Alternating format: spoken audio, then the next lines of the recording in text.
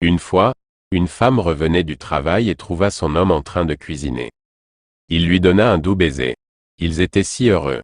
Pendant qu'ils étaient à table, le portable de l'homme sonna, un message de son ami qui lui souhaitait une bonne nuit. La femme ayant vu un message s'afficher sur le tel de son homme, se fâcha mais elle ne parla pas de l'affaire avec son homme et elle alla dans la chambre sans dîner. L'homme jeta un œil à sa femme et se dit intérieurement, « Non. Tu n'es pas gentille, tu boudes à cause d'un simple message? Je ne vais pas te suivre, tu n'es plus une gamine. » L'homme finit par dîner sans elle et alla se coucher à son tour. Le couple eut un sommeil tendu et se tourna le dos cette nuit-là. À minuit, l'homme eut un malaise, transpirant à grosses gouttes avec beaucoup de fièvre. Il n'avait pas la force de parler. Il posa sa main tremblante sur sa femme mais cette dernière continua de bouder et enleva la main de son mari sur elle sans se retourner et sans dire mot. L'homme n'ayant plus d'air, finit par mourir d'AVC le matin, la femme se réveilla, prit son bain et prépara ses affaires pour aller au travail.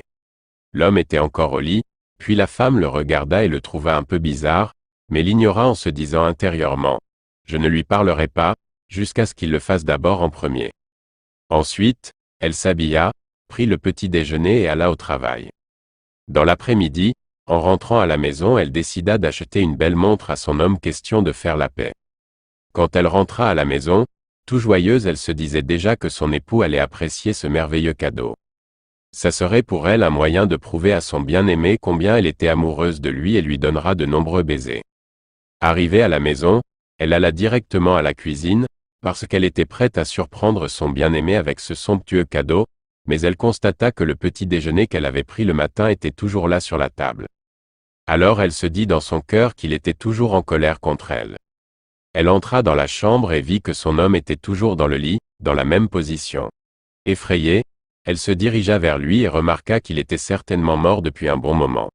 Le douloureux constat fait, elle pleura, pleura et pleura, elle était inconsolable la pauvre. Elle n'en revenait pas que son bien-aimé soit mort de cette façon. Réflexion, le temps est trop court pour les combats. Sachez en profiter. Prenez bien soin de votre partenaire. Aimez votre homme ou votre femme, donnez-lui des câlins, remplissez-le ou la de baisers, dites-lui tout le temps combien vous l'aimez et sachez pardonner. Parce que le temps n'a jamais attendu quelqu'un. Surtout ne sois pas fier en amour, ne va pas te coucher avec la colère dans le cœur. Il faut savoir mettre l'orgueil de côté et résoudre les problèmes, car les conséquences peuvent être désagréables et irréversibles. Nous devons apprendre à nous sacrifier par amour. Nul n'est parfait sur cette terre. La communication dans le couple est très importante.